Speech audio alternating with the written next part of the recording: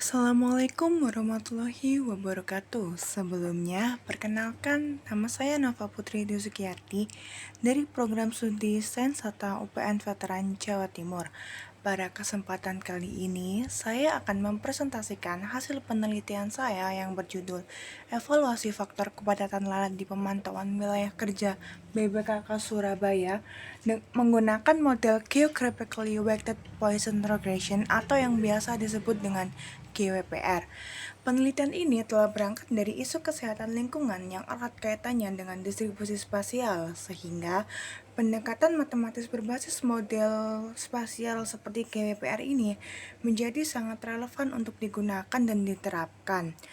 Beberapa pembahasan yang akan saya bahas dalam kesempatan kali ini tertera pada layar PPT. Selanjutnya untuk latar belakang, yaitu yang pertama lalat sebagai vektor menular yang hingga kini masih menjadi perhatian dalam kesehatan masyarakat. Beban penyakit secara global yang masih tinggi sering terjadi, serta kondisi di Indonesia telah menunjukkan pola penyakit yang disebabkan oleh tingginya populasi lalat.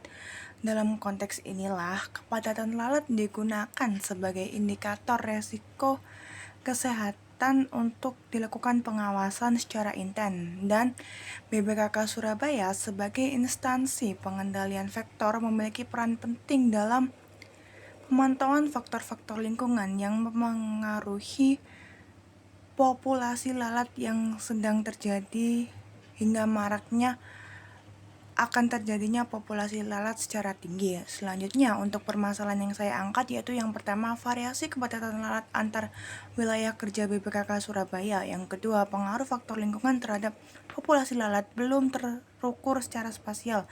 Yang ketiga, model analisis konvensional belum mampu menggambarkan keragaman geografis. Dan yang terakhir, perlunya pendekatan spasial yang mampu menyesuaikan karakter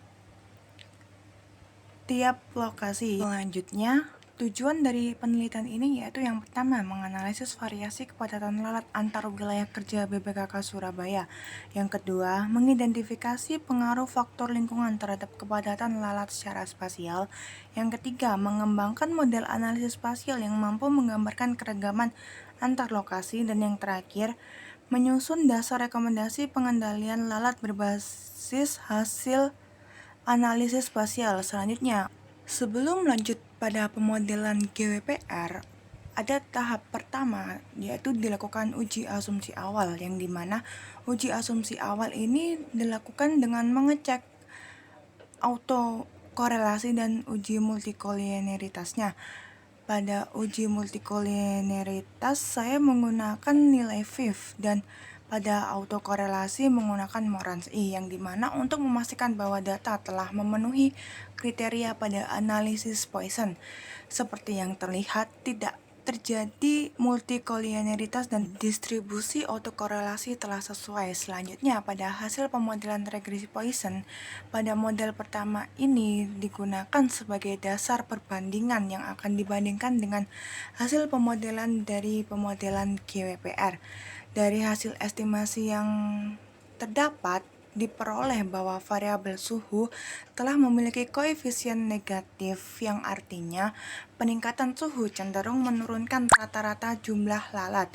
Sebaliknya, pada variabel kelembapan menunjukkan koefisien positif, yang artinya semakin lembab suatu wilayah atau TPS, maka populasi lalat cenderung akan meningkat. Namun, pada pemodelan regresi Poisson ini belum mempertimbangkan faktor-faktor geografis seperti dengan mencantumkan longitud dan latitud pada setiap TPS-nya dan mengetahui kriteria dari tiap TPS.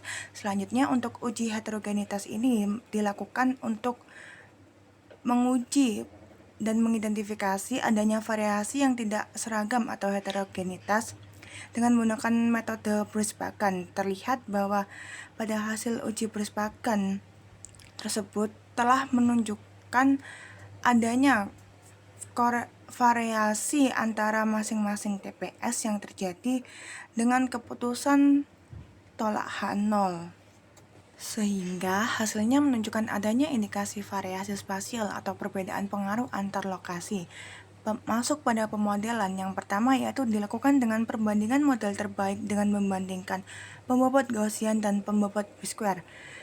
Pada perbandingan ini diperoleh nilai deviasi terkecil dan nilai AIC terkecil itu terdapat pada pembobot kernel B-square yang diketahui untuk nilai deviasi yaitu 1077,162 dan nilai AIC sebesar 11119,611 sehingga model lokal yang terbentuk dari GWPR ini akan menggunakan pembobot kernel dari B-square karena telah dibuktikan dari pengambilan keputusan yang dimana bahwa model terbaik itu terdapat pada nilai deviasi dan AIC yang terkecil.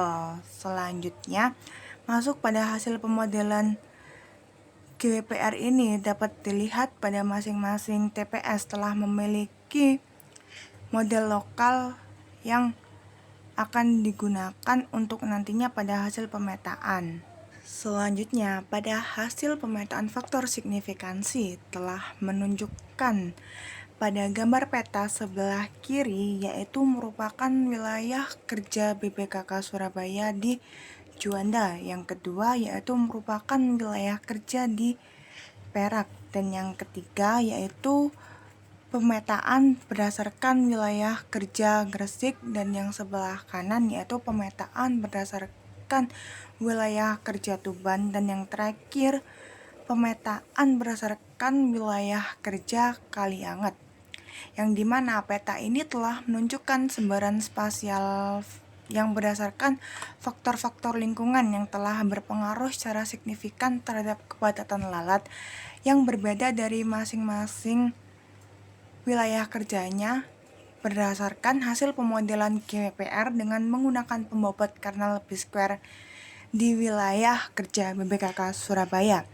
Selanjutnya, kesimpulan dari penelitian ini yaitu berdasarkan hasil dari identifikasi pola spasial kepadatan lalat di wilayah kerja BPKK Surabaya dengan menggunakan model Geographically Weighted Poisson Regression, hasil menunjukkan bahwa model dengan pembobot B-square merupakan model terbaik dengan ditunjukkan pada nilai deviasi sebesar 1077,162 dan nilai AIC sebesar 119,611.